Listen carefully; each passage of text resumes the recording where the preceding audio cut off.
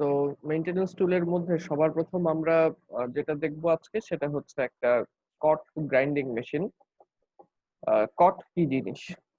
আমরা আমাদের হচ্ছে ড্রাফটিং জোন যেগুলি ব্যবহার করি, এই সমস্ত ড্রাফটিং জোনের ক্ষেত্রে কমন জিনিস হচ্ছে কিছু টপ রোলার থাকবে, কিছু বটম রোলার থাকবে।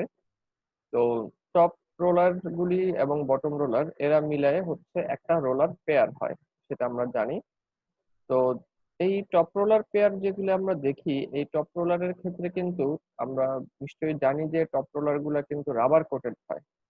টপ রোলার গুলি হচ্ছে রাবার কোটেড হয় এবং বটম রোলার গুলি হচ্ছে তারা সবসময় হয় হচ্ছে স্টিল ফ্লুটেড রোলার, যেমন আমরা এখানে ভিডিওতে দেখতে পাচ্ছি। উপরে হচ্ছে এই যে ডান দিকে আমরা এখানে দেখতে পাচ্ছি যে একটা রোভিং ফ্রেম অথবা রিং ফ্রেমে ব্যবহার করা টপ রোলার।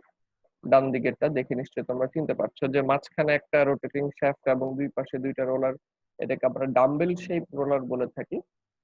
তো এই যে টপ রোলারটা, তার উপরে কিন্তু একটা রাবারের সারফেস আছে। আবার মাঝখানে যেটা দেখতে পাচ্ছি এটাও একটা টপ রোলার, তবে এই ধরনের টপ রোলার হচ্ছে ড্র ফ্রেম কিংবা হচ্ছে ল্যাপ ফরবার কিংবা হচ্ছে কমবার, এই মেশিন গুলিতে হচ্ছে এই লং কট বলা হয় এটাকে, যে দীর্ঘাকৃতির হচ্ছে টপ রোলার। এই সমস্ত টপ রোলার গুলির ক্ষেত্রেই একটা ঘটনা যেটা ঘটে সেটা হচ্ছে যে এই সমস্ত টপ রোলার গুলি তো রাবার কোটেড হওয়ার কারণে আহ, তারা তো হচ্ছে ফাইবারের সাথে অনেক বেশি পরিমাণ ফ্রিকশনের সম্মুখীন হয়।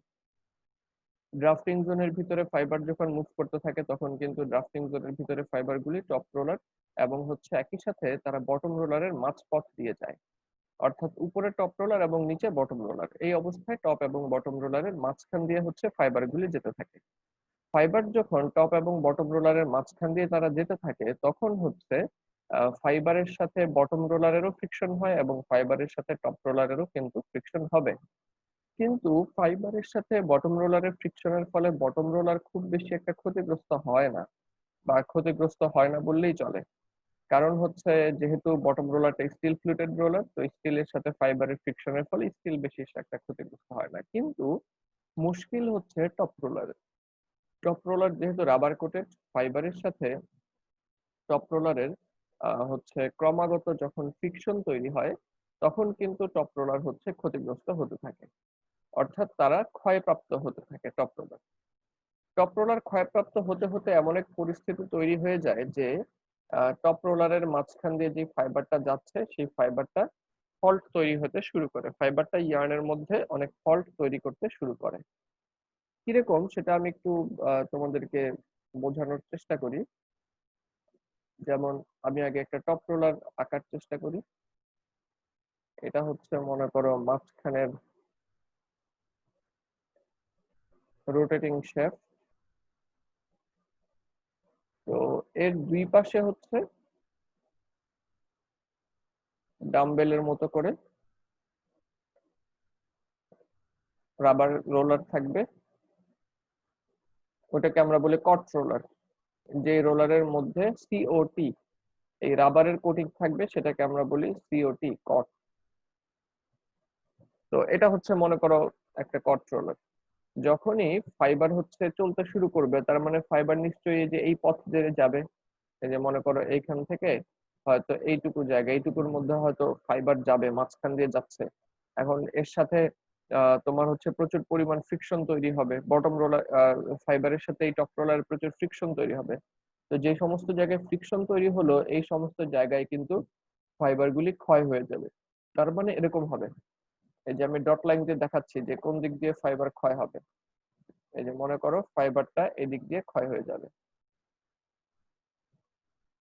অর্থাৎ দেখা যাবে রোলারটা এক সময় সলিড লাইনের মতো ছিল, সে ব্যবহার করতে করতে ডট লাইনের মতো এরকম একটা শেপে সে চলে আসবে। আমার কথা কি বোঝা যাচ্ছে যে রোলার গুলি ক্ষয় হয়ে কিরকম হয়ে যেতে পারে? জি স্যার। আচ্ছা, সে হচ্ছে এরকম ক্ষয় হয়ে এই শেপে চলে আসবে। কেন এই মাঝখান দিয়ে উঁচু হয়ে যাবে? কারণ হচ্ছে মাঝখান দিয়ে তো ফাইবারের পরিমাণ সবচেয়ে বেশি। যখন এরকম হয়ে যাবে অর্থাৎ তার মধ্যে রোলারের মধ্যে করোশন তৈরি হয়ে গেল, এখন কিন্তু সে উল্টাপাল্টা কোয়ালিটি দিবে, ইয়ার্নের কোয়ালিটি নষ্ট হয়ে যাবে। যখন আমরা এরকম দেখবো যে এই ধরনের ঘটনা ঘটছে দেখা যাচ্ছে, তখন আমাদের করণীয় কি? তখন আমাদের করণীয় হচ্ছে যে এই যে ক্ষয় হয়ে গেল এটাকে প্রথমবারই আমরা ফেলে দিব না। প্রথম কিছু সময় আমরা হচ্ছে চেষ্টা করব যে এটাকে ব্যবহার করা যায় কিনা। সেই ব্যবহার করার জন্য আমাদের গ্রাইন্ডিং করতে হবে। গ্রাইন্ডিং মানে হচ্ছে ধার দেওয়া। আমরা যেমন ছুরি কাঁচির মধ্যে হচ্ছে গ্রাইন্ডিং করি, যখন সেটা ভোঁতা হয়ে যায় অর্থাৎ ব্লান্ট হয়ে যায়, এরপর সেটাকে আমরা হচ্ছে আবারও গ্রাইন্ডিং করি, তো এবং অর্থাৎ হচ্ছে শান দিই, এবং শান দেওয়ার ফলে সেটা হচ্ছে শার্প হয়ে যায়, ধারালো হয়ে যায়। কিভাবে করা হয়? আসলে আমরা যখন একটা জিনিস ভোঁতা হয়ে যায় বা ব্লান্ট হয়ে যায়, আমরা তখন এটাকে শার্প করার জন্য অর্থাৎ হচ্ছে তীক্ষ্ণ করার জন্য আমরা যেটা করি, যেই মাথাটা ব্লান্ট হয়ে গেছে অর্থাৎ ভোঁতা হয়ে গেছে, ওই ওই এলাকা থেকে খুব কন্ট্রোলড ওয়েতে কিছু পার্টিকেলকে ফেলে দিই, কিছু মেটাল পার্টিকেলকে আমরা ফেলে দিই। যার ফলে তোমরা সবসময় এটা খেয়াল করবা, তুমি যদি একটা ছুরি বা কাঁচিকে অনেক বেশি বার গ্রাইন্ডিং করতে থাকো বা শান দাও, তাহলে দেখবে এটা চিকন হয়ে যায়। যারা হচ্ছে বিশেষ করে দোকানে গেলে, মনে করো কনফেকশনের দোকানেতে কেউ একজন হচ্ছে ছুরি ব্যবহার করে বহুদিন ধরে ছুরি ব্যবহার করতেছে, একটাই ছুরি কেক কাটার জন্য, তো দেখবা যে এটা খুব চিকন হয়, ব্যবহার করতে করতে অনেক চিকন হয়ে যায়। কিংবা হচ্ছে ঝালমুড়িওয়ালা যে ঝালমুড়ি বিক্রি করে, একটা ছুরি অনেক দিন ধরে ব্যবহার করতেছে, দেখবে এটা ধার দিতে দিতে চিকন হয়ে গেছে, একদম চিকন হয়ে যায় এরকম। কারণ প্রত্যেকবার ধার দেওয়ার সময় আমরা আসলে কিছু না কিছু পরিমাণ ম্যাটেরিয়ালকে ফেলে দিই। কিরকম সেটা হতে পারে আমি দেখানোর চেষ্টা করি। ধরা যাক, মনে করো কোন একটা চাকুর অগ্রভাগ আমরা যদি কল্পনা করি, তাহলে সেটা মনে করো ভোঁতা হয়ে এই যে এরকম হয়ে গেছে, এরকম হয়ে গেছে। তো এটা এখন আমাকে চোখা করতে হবে, শার্প করতে হবে। তাহলে কি করা হয়? আমরা শার্প করতে গিয়ে করি কি, মনে করো এরকম করি, এই যে এই শেপে আবার পুনরায় নিয়ে আসি, এই শেপে নিয়ে আসবো। তাহলে কি করতে হবে? তাহলে হচ্ছে উপর থেকে কিন্তু আমার কিছু পরিমাণ ফাইবারকে ফেলে দিতে হবে, তাই না?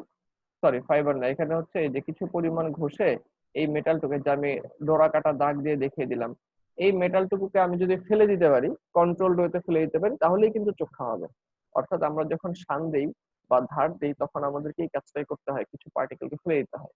এখানে আমরা করব কি, যখন তাকে শান দেওয়ার সময় হবে অর্থাৎ গ্রাইন্ডিং করার সময় হবে, এই ক্ষয়প্রাপ্ত এলাকাটাকে আমি ফেলে দিব, এইটুকুকে ফেলে দিব, এইটুকুকে ফেলে দিব, এইটুকুকে ফেলে দিব, এবং এইটুকুকে ফেলে দিব, এভাবে ফেলে দিব। ফেলে দিলে এটা সাইজ ছোট হয়ে যাবে।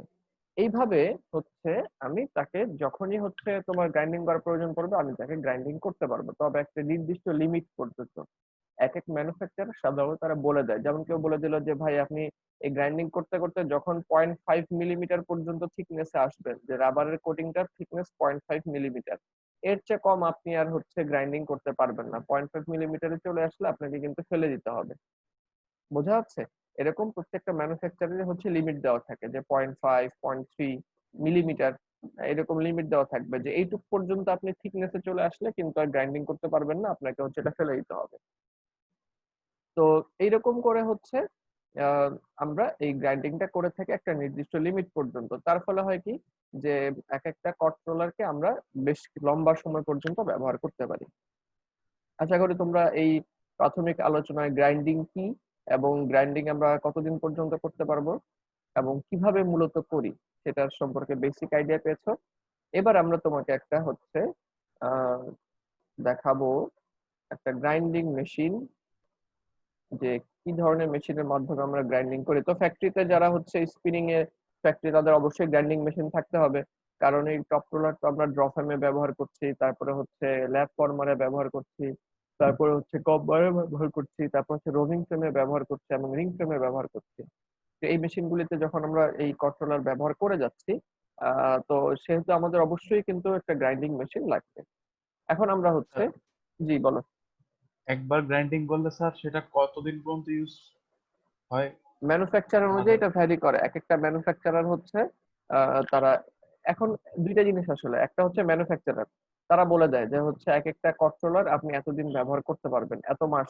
আসলে এত মাস না, ওরা সাধারণত বলে যে আপনি কত মানে টুকু ফাইবার, ধরা যায় কত টন ফাইবার আপনি এইটা দিয়ে প্রসেস করতে পারবেন, বোঝা যাচ্ছে কি? ওরা বলে দিবে বুঝতে যে পারছি। হচ্ছে এত টন ফাইবার আপনি প্রসেস করতে পারবেন, ম্যানুফ্যাকচার অনুযায়ী ভ্যারি করে। তখন কেউ যদি ব্যবহার না করে ফেলে রাখে তাহলে তো তার হচ্ছে অনেক দিন টিকবে। সে যদি বুঝতে খুব পারছি। টানা প্রোডাকশনে থাকে তাহলে কম সময়, ম্যানুফ্যাকচার যেটা ভ্যারি করবে। এবং ম্যানুফ্যাকচার এটাও বলে দিবে যে হচ্ছে আপনি গ্রাইন্ডিং করতে করতে এতটুকু থিকনেস পর্যন্ত আসতে পারবেন, যেমন 0.5 বা 0.3 মিলিমিটার পর্যন্ত আসতে পারবেন, এর চেয়ে কমে কিন্তু নামতে পারবেন না, এরকম বলে দেয়। তো আজকে আমরা হচ্ছে একটা ম্যানুফ্যাকচারার, তারা হচ্ছে স্পেয়ার পার্টস ম্যানুফ্যাকচারার, কোম্পানিটার নাম হচ্ছে ব্রেকার। ব্রেকার হচ্ছে তাদের মাদার ব্র্যান্ড। ব্রেকার হচ্ছে সুইজারল্যান্ডের একটা কোম্পানি, তারা স্পেয়ার পার্টস ম্যানুফ্যাকচার করে স্পিনিং এর। তোমরা নিজেরা কেউ যদি হচ্ছে আগ্রহী থাকো তাহলে ব্রেকারের হচ্ছে ওয়েবসাইট ঘুরে আসতে পারো। সরি, ঘুম আসতেছে। ব্রেকারের হচ্ছে ওয়েবসাইট হচ্ছে ঘুরে আসতে পারো, ওইখানে গেলে তোমরা দেখবা যে ওদের কি কি প্রোডাক্ট বানায়। তারা হচ্ছে রিং, ট্রাভেলার এগুলো হচ্ছে বানানোর ব্যাপারে খুবই পারদর্শী এবং বেশ নাম করা কোম্পানি। কট রোলার। তো ব্রেকার হচ্ছে তারা যেটা করবে যে তাদের একটা মেশিন আছে, আহ, এটাকে বলা হয় মাল্টি গ্রাইন্ডার। তো এই মেশিনটা তারা হচ্ছে যে কোম্পানির নামে হচ্ছে লঞ্চ করে, যে ব্র্যান্ডের নামে লঞ্চ করে, সেটার নাম হচ্ছে বারকোল। এরকম অনেকেই আছে যে একই জিনিস কিন্তু আরেকটা নামে হচ্ছে বের করলো, একই কোম্পানি। ঠিক আছে, যেমন হচ্ছে এখন মনে হয় ওই যে একটা ব্র্যান্ড আসছে না, রিয়েলমি এটাও কোন একটা বিখ্যাত, সম্ভবত অপ্পো ব্র্যান্ডের হচ্ছে আহ জি স্যার। হ্যাঁ সাব ব্র্যান্ড আর কি। তো তারা এরকম। হ্যাঁ, তারপর যেমন ধরো যাক টয়োটা হচ্ছে তারা যে লাক্সারি কার যখন বের করে তখন লেক্সাস এই ব্র্যান্ড নেম ব্যবহার করে, এরকম আর কি। তো ব্রেকার ব্র্যান্ডেরই হচ্ছে মাল্টি গ্রাইন্ডারের ওরা এর জন্য বারকোল নামের এই ব্র্যান্ড নেমটা তারা ব্যবহার করেছে। তো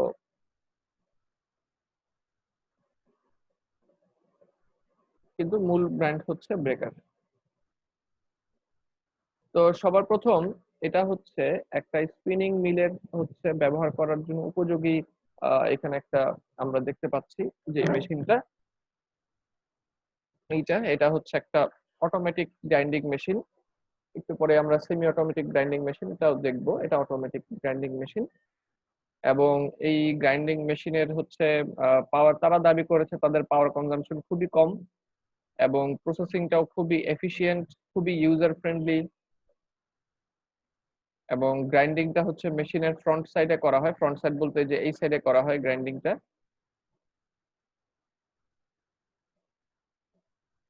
টাচ স্ক্রিন, বিভিন্ন ধরনের ভাষা আছে।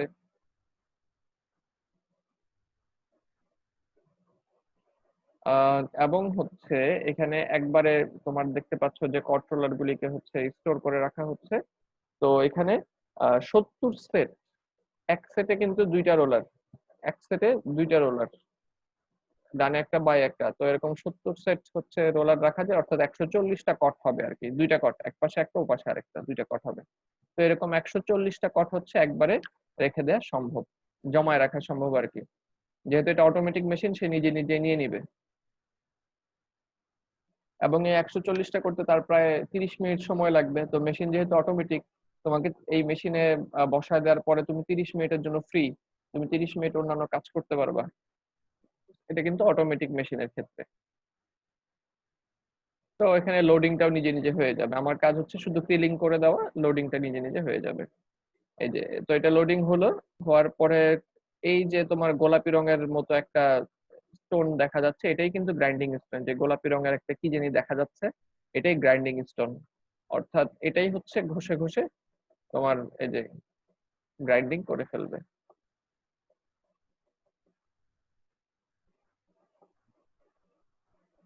ব্যাস, ডিসচার্জও হচ্ছে অটোমেটিক্যালি হয়ে যাবে।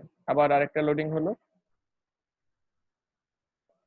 1 ঘন্টায় প্রায় হচ্ছে 150টা টপ রোলার হচ্ছে গ্রাইন্ড করা যাবে।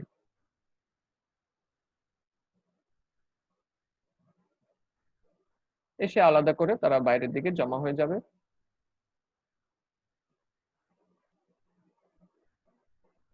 আর যদি হচ্ছে সেমি অটোমেটিক, না সরি এটাও অটোমেটিক,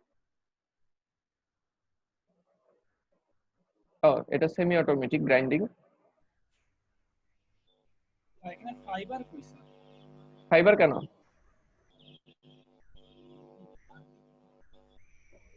এখানে কেন ফাইবার থাকবে? স্যার একটা কোশ্চেন ছিল।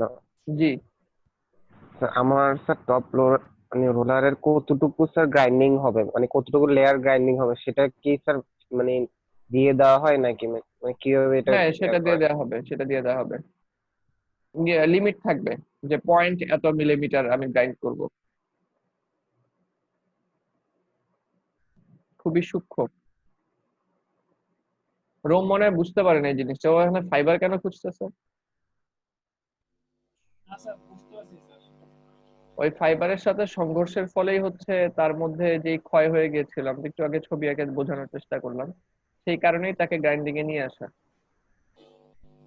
এই কটের সারফেসটা যে হচ্ছে তোমার ইয়ে ছিল, কটের সারফেসটা যে হচ্ছে কি বলা যায় আনইভেন হয়ে গিয়েছিল, এই আনইভেন সারফেস দিয়ে যদি আমি প্রসেসিং এ যাই তাহলে তো আমাকে হচ্ছে ইয়ার্নের মধ্যে ফল ডাউন আসবে, কোয়ালিটি ফল ডাউন করবে।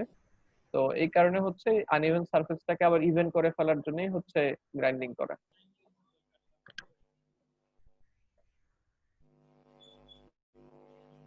তো এটাকে সেমি অটোমেটিক বলা হচ্ছে কারণ এখানে তোমার গ্রাইন্ডিং স্টোনটাকে সেট করে দেওয়া যায় আর কি, এবং নিজে থেকেই প্রত্যেকবার রোলারকে লোডিং করতে হবে এবং আনলোডিং করতে হবে। অর্থাৎ এখানে সেমি অটোমেটিক মেশিনে সবসময় একজন মানুষকে থাকতে হবে।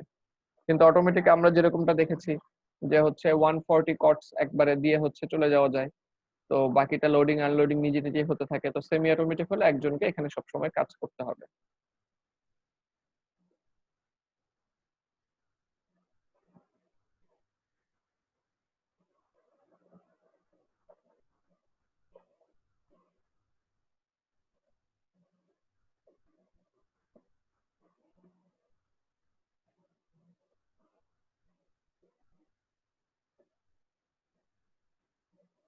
এখানে আমরা যেরকমটা দেখতে পাচ্ছি লোডিং এবং আনলোডিং প্রত্যেকবার ম্যানুয়ালি করতে হবে।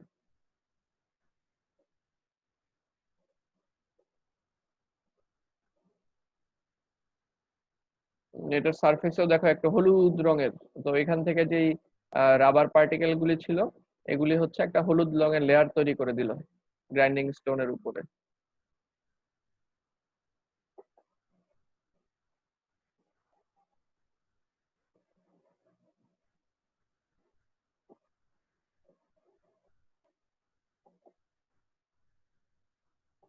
এবার যে টপ রোলারটা নিয়ে আসা হয়েছে এটা কিন্তু হচ্ছে আহ ওই উপরের দিককার মেশিনের, অর্থাৎ ড্র ফ্রেম কিংবা হচ্ছে ল্যাপ ফর্মার কিংবা কম্বার ওদিকের, তাই আকৃতিতে বেশ বড়।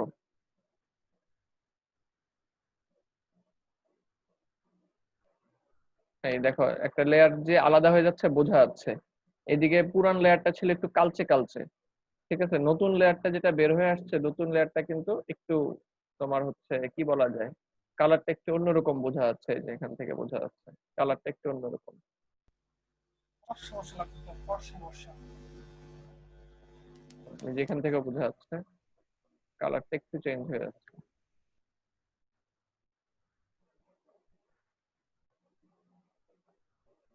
এই টপ রোলারটা কিন্তু আবার হচ্ছে রোভিং ফ্রেম কিংবা রিং ফ্রেমের, এটা রিং ফ্রেমের কট রোলার দেখে আর কি আমার মনে হচ্ছে, রোভিং ফ্রেম হলে আরেকটু বড় হতো।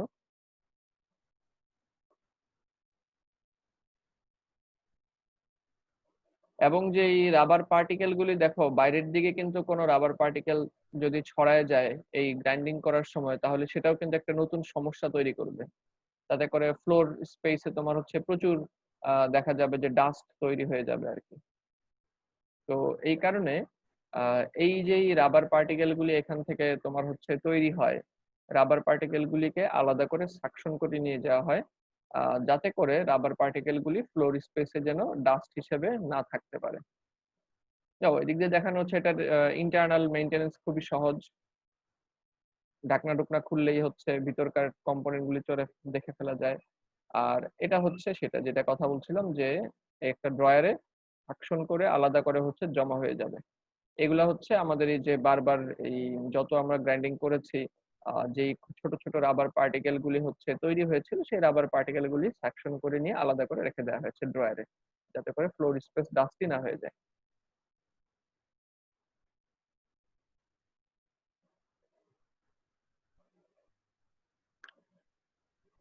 এই হচ্ছে আমাদের গ্রাইন্ডিং মেশিন। এটাকে আমরা মাল্টি গ্রাইন্ডার বলি, কারণ হচ্ছে বিভিন্ন মেশিনের, সমস্ত মেশিনের কন্ট্রোলার গুলি আমরা হচ্ছে এই মেশিনে প্রসেস করে ফেলতে পারি। এর জন্য এটাকে আমরা বলি হচ্ছে গ্রাইন্ডিং। তাহলে এটা আমরা দেখলাম হচ্ছে কন্ট্রোলার সংক্রান্ত একটা মেইনটেনেন্স টুল। এই কন্ট্রোলার সংক্রান্ত আমরা আরেকটা মেইনটেনেন্স টুল দেখব, যে যেমন আমাদের মাথায় কখনো প্রশ্ন আসছে কিনা এটা, যে আমরা সবসময় দেখেছি যে একটা টপ রোলারের মধ্যে আমরা বলেছি যে রোলারের উপরের অংশে থাকে হচ্ছে রাবার রোলার। হ্যাঁ, যেমন এই যে এখানে উপরে হচ্ছে এই যে রাবার সারফেস, ভিতরে হয়তো স্টেনলেস স্টিলের কথা বলেছে, আর উপরে হয়তো বলেছে যে রাবার থাকে, সিনথেটিক রাবারের একটা লেয়ার থাকে। তো তোমাদের কি কখনো মনে হয়েছে কিনা যে এই রাবারের লেয়ারটা কিভাবে পরানো হলো, কিংবা আমরা কিভাবে অ্যাটাচ করলাম, নাকি এটা বানানোর সময় থেকেই এরকম ছিল? তো সেটা এখন আমরা একটু দেখব, যে টপ রোলারের মধ্যে এই যে রাবারের লেয়ারটা, অর্থাৎ যে কট যেটাকে আমরা বসাই, এই কটকে আলাদা করে আমাদের বসাতে হয়। এই টপ রোলার থেকে আমরা চাইলে কটকে খুলেও ফেলতে পারি, আবার চাইলে নতুন কটকে বসাতেও পারি। কারণ আমরা একটু আগেই কিন্তু গ্রাইন্ডিং এর সময় আমরা বলেছি যে এই কটকে একটা নির্দিষ্ট সময় পর্যন্ত গ্রাইন্ডিং করা যায়, নির্দিষ্ট একটা হাইট পর্যন্ত। নির্দিষ্ট একটা হাইট যখন পার হয়ে যাবে তখন কিন্তু আমরা তাকে আর হচ্ছে গ্রাইন্ডিং করতে পারবো না। তো এখন যে গ্রাইন্ডিংটা যে আমরা এখানে করছি, তো এই গ্রাইন্ডিং এর ফলে আমরা কিন্তু অবশ্যই তোমার হচ্ছে এক সময় আর তাকে গ্রাইন্ডিং করতে পারছি না, তখন কি করব? তখন কিন্তু আমাকে এই কর্ডটা চেঞ্জ করতে হবে। তো যেন তখন পুরা এই, যেমন মাঝখানেটা হচ্ছে একটা মেটাল শ্যাফট, ওটাকে তো ফেলে দেওয়ার কোনো কারণ নাই। মেটাল শ্যাফটের এই পাশে কটের ভিতরে বেশ বিয়ারিং আছে, এগুলিকে তো ফেলে দেওয়ার কারণ নাই। সেজন্য কটটাকে আমরা আলাদা করে বসাতে পারি, আবার আলাদা করে খুলতেও পারি। তো কট বসানোকে বলা হয় কট মাউন্টিং, আর খুলে ফেলাকে বলা হয় হচ্ছে কট ডিসমাউন্টিং।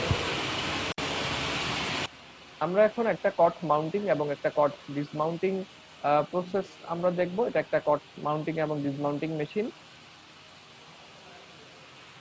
সেমি অটোমেটিক মেশিন এটা। এই জায়গা থেকে একটা কন্ট্রোলার দেখা যাচ্ছে, এটা একটা লং কট, তার মানে রোভিং ফ্রেম কিংবা রিং ফ্রেমের কন্ট্রোলার এটা না।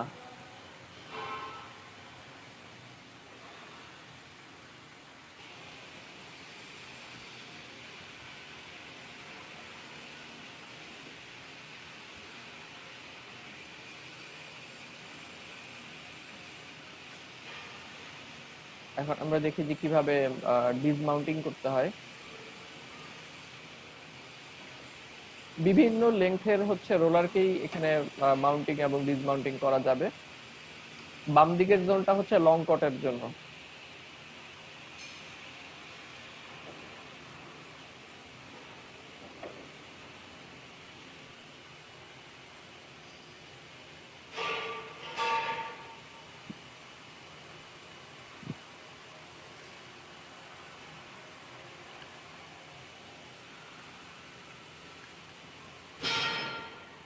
নিচে হচ্ছে প্যাডেল আছে পাওয়ার কন্ট্রোলের জন্য।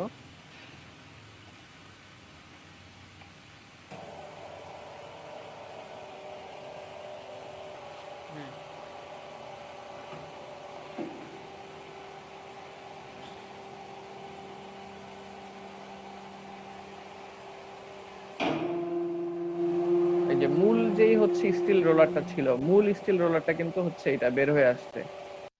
এটা হচ্ছে মূল স্টিল রোলার। আর এর উপরে খুব মজবুত ভাবে, খুব শক্ত করে হচ্ছে ওই রাবার লেয়ারটা বসানো ছিল। রাবার লেয়ারটা কিন্তু একদম সফট না। এই যে রাবার লেয়ারটা এখানে, রাবার লেয়ারটাও কিন্তু একটা মানে খুব পাতলা একটা স্টেনলেস স্টিলের লেয়ারের উপরে রাবারটা পেঁচানো থাকে। ব্যাটের গ্রিপের মতো না কিন্তু। এই যে এটা দেখো, এটা রাবার লেয়ারটা এখন এখানে পড়ে আছে, এটা কিন্তু ব্যাটের গ্রিপের মতো নরম না। কারণ কি? কারণ এটারও হচ্ছে ভিতরে একটা স্টেনলেস স্টিলের একটা লেয়ারের উপরে এই রাবারটাকে পেঁচানো থাকে। আর মূল রোলারটাকে তো আমরা দেখলাম, এই যে মূল রোলারটা হচ্ছে এটা যেটা বের হয়ে আসছে, তার উপরে এটাকে বসানো হয় এবং খুব কম্প্যাক্ট ভাবে বসানো হয়। এই কারণে হচ্ছে হাতে তোমার হচ্ছে এটাকে বের করা যায় না, কোনো না কোনো টুলের সহায়তা নিতে হয়।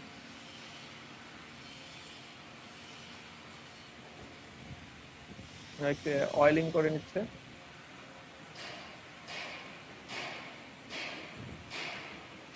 তারা হচ্ছে আমাদেরকে ডিসমাউন্টিং করে দেখালো, এখন মাউন্টিং করে দেখাবে।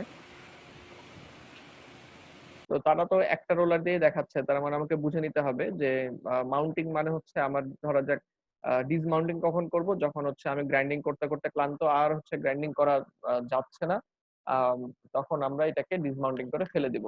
আর মাউন্টিং কাকে করব, ওই নতুন একটা রোলার নিয়ে এসে তাকে আমরা মাউন্টিং করব।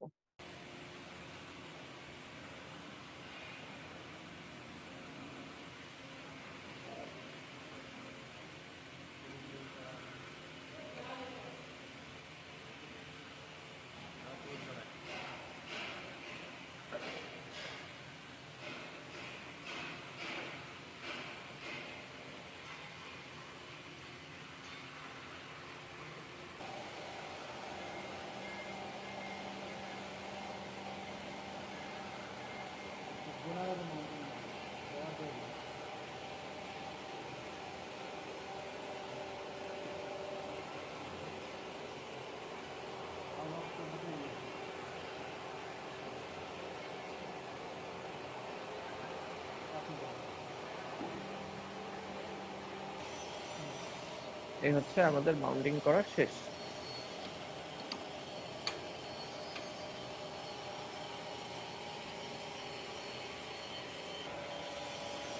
এখন আমরা দেখব যে এতক্ষণ তো হলো লং কট, এখন হচ্ছে ছোট সাইজের কট, যেগুলি শর্ট কট, যেমন হচ্ছে রোভিং ফ্রেম কিংবা হচ্ছে রিং ফ্রেমে থাকে, সেই শর্ট কট গুলি আমরা কিভাবে মাউন্টিং এবং ডিসমাউন্টিং করতে পারি।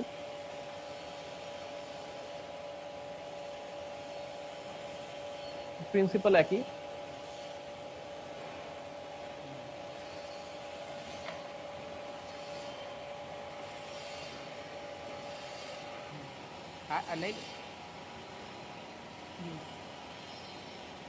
একটা জয়ের মধ্যে রোলার আটকানো এবং আরেকটা জ থেকে একটা শ্যাফট এসে কটের মাঝখানে থাকা মূল রোলারটাকে ধাক্কা দিয়ে বের করে দিল, এই যে এখানে। তো ভদ্রলোকের হাতে হচ্ছে মূল স্টিল রোলার যেটা, আর এর উপরে কট হচ্ছে আলাদা। এই কটটাকে আলাদা পাওয়া যায়।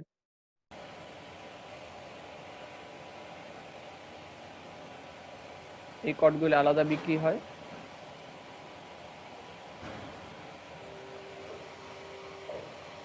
তার মানে এটা হচ্ছে মূল ডাম্বেল শেপের টপ রোলার, যে ভদ্রলোকের হাতে যেটা, এটা মূল ডাম্বেল শেপের টপ রোলার। এটার উপরে আলাদা করে হচ্ছে কটগুলিকে বসানো হয়। তো আমরা হচ্ছে এতক্ষণ ডিসমাউন্টিং দেখলাম, এখন কি আমরা মাউন্টিং দেখবো?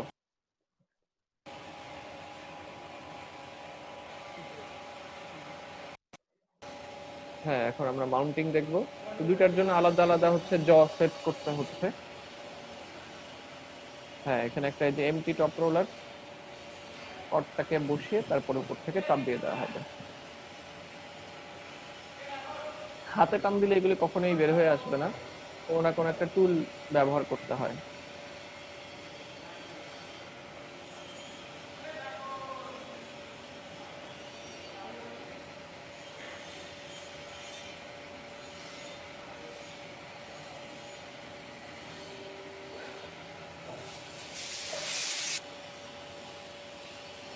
এই হচ্ছে আমাদের কট মাউন্টিং এবং হচ্ছে কট ডিসমাউন্টিং।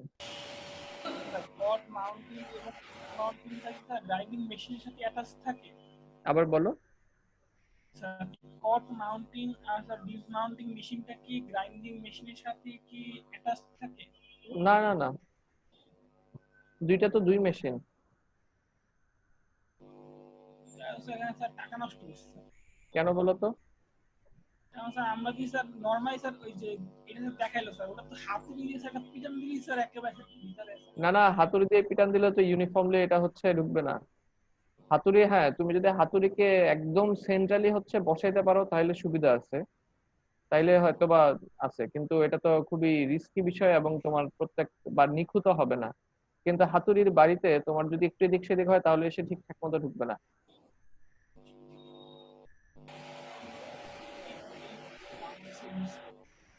যেমন এটা যে এখন বসাচ্ছে, এই জটা জটা একদম মানে হচ্ছে ঠিকঠাক মাঝামাঝি বসায়।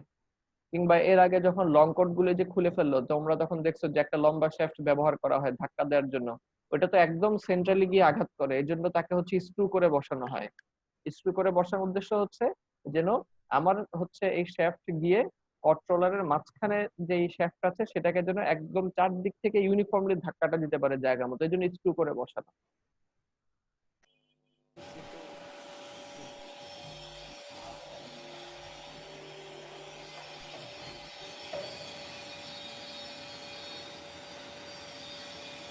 আর এগুলো তো সেমি অটোমেটিক মেশিন, এগুলো কিছু অটোমেটিক মেশিন আছে সেগুলোতে আরো দ্রুত হয়।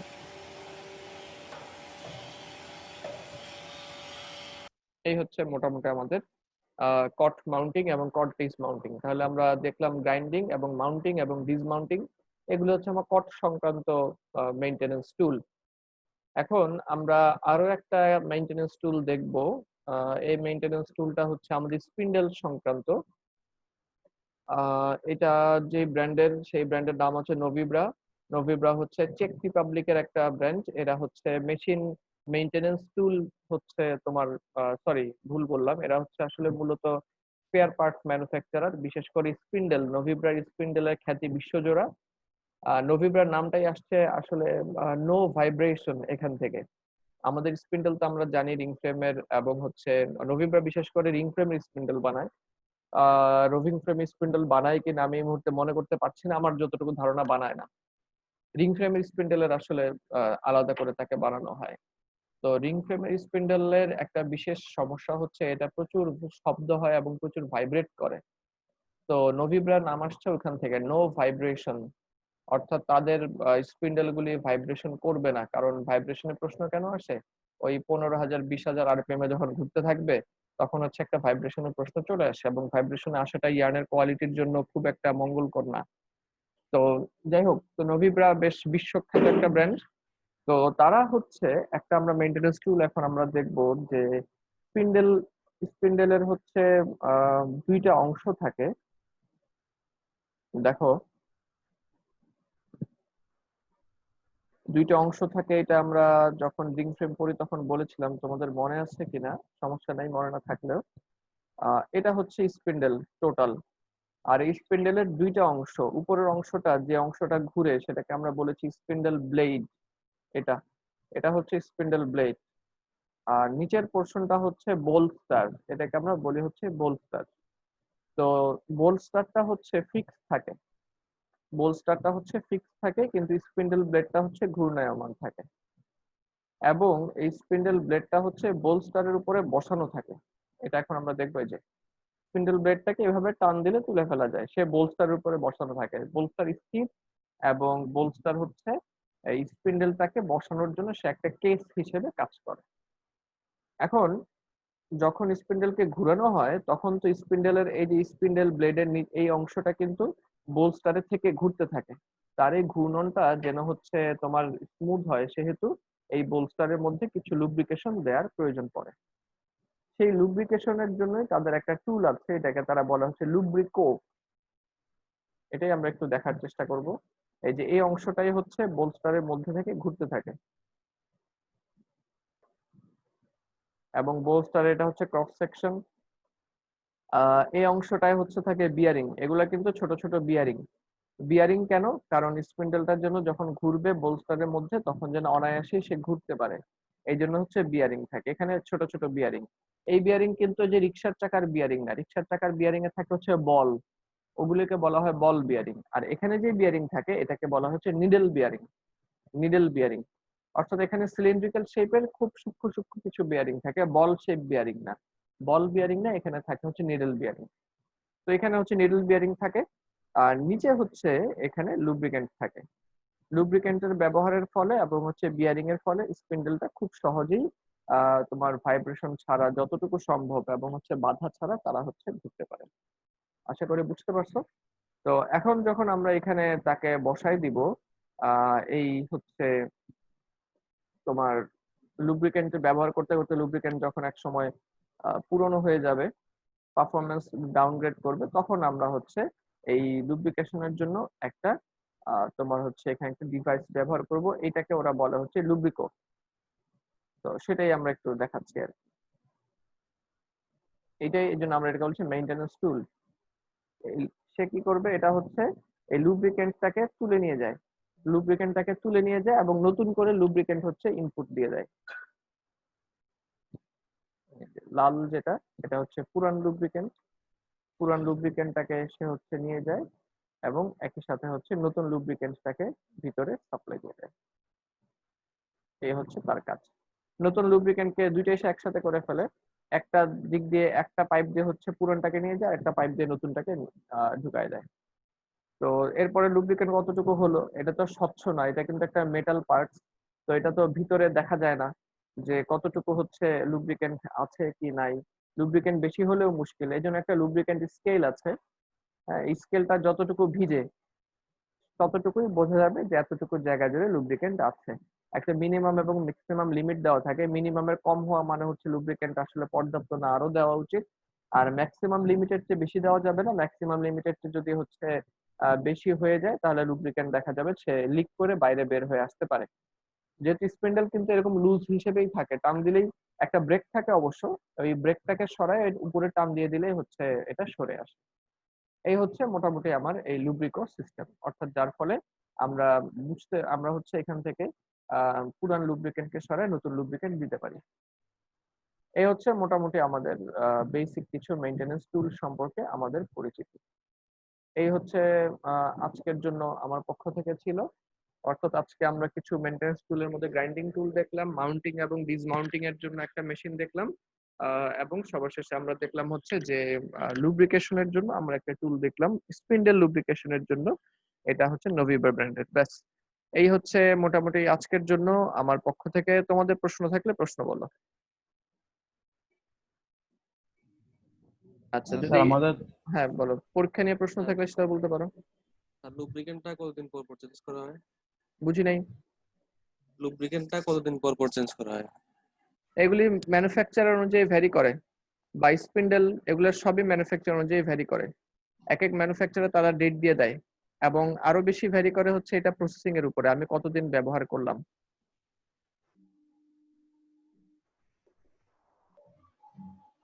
স্যার আমাদের মোট কয়টা টপিক তাহলে হলো? তোমাদের হচ্ছে ইয়েতে দেখতে হবে, ওই স্যার প্লে 7টা লিস্টে গিয়ে। ভিডিও ছিল আর আজকেরটা সহ হ্যাঁ 8টা ভিডিও হবে। হ্যাঁ, প্লে লিস্টে গিয়ে দেখো যে কয়টা ভিডিও। জি স্যার 8টা হবে। আর স্যার আমরা যে অ্যাসাইনমেন্টটা করব ওইটা কি স্যার আমরা অফসেট পেপারে করব নাকি স্যার যে কোনো একটা পেপারে করলে হবে?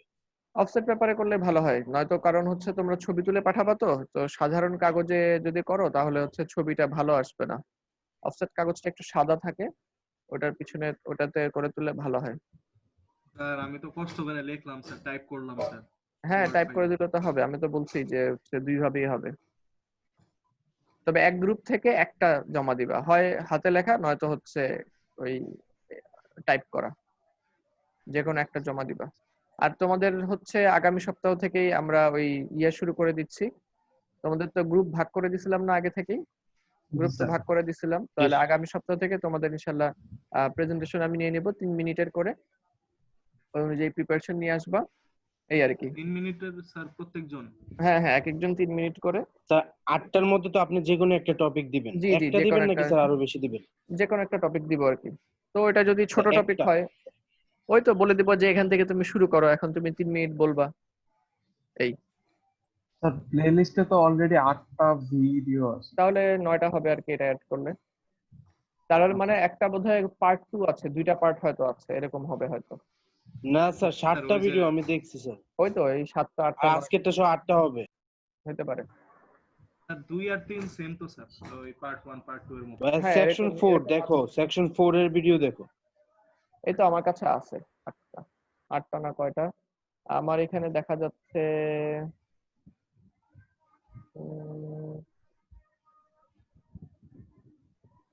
আমি কি কোনোটা ল্যাব ক্লাস ছাড়া কি কোনো ভিডিও দিছি কিনা, এটাও হইতে পারে যে ভুল ক্রমে হয়তো চলে আসছে, এটা হইতে পারে ডেলিভারিতে। না, ঠিক আছে, তোমাদের 9টা হবে আর কি, তোমাদের 9টা হবে।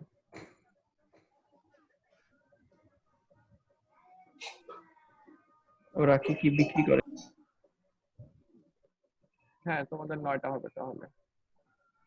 স্যার প্রথম ভিডিওতে তো স্যার টাইটেল দেওয়া স্যার E66 E67 কম্বারের স্যার, কিন্তু এখানে স্যার হচ্ছে জাস্ট কিছু ওই কি বলে ফিচার সম্পর্কে স্যার আলোচনা করা হয়েছে, কিন্তু স্যার ওই কিভাবে কাজ করে বা এর প্রিন্সিপাল কি না স্যার। তাহলে ওই ফিচার গুলি নিয়ে কথা বলবে, কি কি ফিচার নিয়ে কথা বলেছে আমার তো মনে নাই। 1 মিনিটে 500 বার নিপিং হবে। হ্যাঁ, এই ফিচার গুলি নিয়ে তুমি বেসিক আলোচনা করবে, আর এগুলার ব্রুশিয়ার তো দেওয়া আছে, ইকোনমিক এফিসিয়েন্সির কথা বলেছে যে এখানে বেশি যে পয়সা পাবেন। তোমাদের মনে পড়ছে প্রোডাকশন এখানে কস্ট তোমাদের কম। কথা বলছিলাম হচ্ছে ইয়ে নিয়ে, এটা এই ফিচারগুলি নিয়ে কথা বলবা। এই টেবিলটা নিয়ে আমরা অনেকক্ষণ ব্যাখ্যা করছি যে কোনটা বাড়ালে কোনটা কমালে কি ধরনের রেজাল্ট আসতে পারে, এগুলি নিয়ে ব্যাখ্যা করবা। স্যার অ্যাসাইনমেন্টে কি স্যার এই ছবিটা দেওয়া যাবে স্যার? এই হ্যাঁ যে দেওয়া এই যাবে, তুমি অ্যাসাইনমেন্ট ফিগারটা? সাজাও, সমস্যা নেই। হ্যাঁ অবশ্যই, স্লাইডেও দেওয়া যাবে। আচ্ছা স্যার, আচ্ছা স্যার। সবাই একটা মোটামুটি মিনিমাম মার্কস ইনশাল্লাহ পেয়ে যাবে। তারপরেও যারা হচ্ছে এই কি বলা যায় খুব ভালো মার্কস পেতে চাও তাদের জন্য, তোমরা যারা ভালো মার্কস পেতে চায় তারা জানে যে কিভাবে সাজাতে হয়, এটা তো কিছু বলার দরকার নেই। যারা ভালো মার্কস পেতে চায় না তারাও জানে যে কোন কোন কাজ না করে হচ্ছে মানে অ্যাভারেজ মার্কস পাওয়া যায়। আমার মনে হয় এটা নিয়ে আর বেশি কথা বলার দরকার নেই। তোমরা জানো কিভাবে স্লাইড সাজাতে হয় এবং কিভাবে অ্যাসাইনমেন্ট লিখতে হয়, কিভাবে লিখলে ভালো মার্কস ক্যারি করা সম্ভব, কিভাবে লিখলে মোটামুটি পার হয়ে আসা সম্ভব, এটা তোমরা জানো। তবে যেহেতু এখন পরিস্থিতি অন্যরকম, আমরা হয়তো মানে গড়পড়তা একটা মার্কস সবাইকে দেওয়ার চেষ্টা করব না, দিয়ে যাব। আর যারা বেটার পারফরমেন্স করবে তাদের জন্য বিশেষ বোনাস, বিশেষ বোনাস নয়, এটা আসলে তাদের প্রাপ্য। কেউ যদি বেটার পারফরমেন্স করে সে তো হাইয়েস্ট গ্রেডের দিকে সে দাবি করবেন, এটা তার প্রাপ্য আসলে। এই জি স্যার। স্যার প্রত্যেকটা গ্রুপে কি স্যার আপনি বলে দিবেন যে কে কোনটা টপিক বলবে, নাকি আমরা নিজেদের মতো বলতে পারবো? আমি বলে দেবো আর কি, যে যে বাবা তুমি এটা বলো, এখান থেকে শুরু করো, এরকম আর কি। আমার স্যার হয়তো গ্রুপে এতগুলো তো টপিক স্যার মনে থাকবে না, আমি হয়তো বলবো তুমি এই স্লাইড থেকে বলো। তো ওই যে তোমরা স্লাইড শেয়ার করবে এবং হচ্ছে ওই ভিডিও অন করবা, ভিডিও অন করলে সমস্যা নাই, কোমরের নিচে লুঙ্গি পরে থাকলে সমস্যা নাই। ওই তোমার হচ্ছে ফেস দেখালেই চলবে। অর্থাৎ আমি যেন, তো তো তোমরা যখন এই স্ক্রিন শেয়ার করে ভিডিও অন করবা তখন দেখবা যে স্ক্রিনটা দেখা যাবে পুরাটা, আর স্ক্রিনের উপরে ছোট্ট একটা জায়গায় তোমার মুখ দেখা যাবে। এখানে যেরকম আমাকে ছোট্ট একটা ইনসেটে দেখা যাচ্ছে আর স্ক্রিন দেখা যাচ্ছে মূলত, তোমাদের ক্ষেত্রে এরকম হবে আর কি। স্যার মার্কিং এর প্রসিডিউরটা কি রকম হবে স্যার? মানে স্যার আমাদের একটা এরকম গ্রুপে বলো তো তো। স্যার টোটাল টোটাল 8টা কি 9টা ভিডিও স্যার। হুম, হুম। তো 9টা ভিডিওর জন্য স্যার 9টা অ্যাসাইনমেন্ট যাবে একটা গ্রুপ থেকে। না, নাকি স্যার 9টা সবাই? অ্যাসাইনমেন্ট একসাথে করে একটা অ্যাসাইনমেন্ট হবে আর কি, 9টা সামারি একসাথে করে একটা অ্যাসাইনমেন্ট হবে। আমাকে কিন্তু এক গ্রুপ থেকে 9টা জি 9টা স্যার, ফাইল জমা দিবা না, আমাকে এক গ্রুপ থেকে একটা ফাইল জমা দিবা। জি স্যার। ওই একটা ফাইল স্যার নাম্বারিং কি স্যার গ্রুপ ওয়াইজ করবেন স্যার? হ্যাঁ হ্যাঁ, নাম্বারিং গ্রুপ ওয়াইজ হবে। জি স্যার। ওখানে তো স্যার আমরা তো স্যার ভাগ করে নিয়েছি স্যার, তাহলে বুঝবেন কেমনে স্যার যে কে স্যার কোনটা লিখছে বা কে না বেটার না, এটা লিখছে? আমি বোঝার চেষ্টা করব না। ওইটা হচ্ছে এখানে তোমার এই স্লাইড এবং হচ্ছে যে অ্যাসাইনমেন্ট, এটার মার্কস গ্রুপের সবাই সমান পাবে। আর পার্থক্য হবে হচ্ছে ইয়েতে অ্যাসাইনমেন্টে, সরি প্রেজেন্টেশনে, জি স্যার, প্রেজেন্টেশনে এসে পার্থক্য হবে আর কি। জি স্যার। আচ্ছা, আর কোনো প্রশ্ন? আর কোনো প্রশ্ন নাই? তাহলে ঠিক আছে, তাহলে তোমরা পরীক্ষার জন্য প্রস্তুতি নিতে থাকো। আমি হচ্ছে তোমাদের চ্যাট বক্স ওপেন করে দিই, তোমরা আইডি লিখে চলে যেতে পারো।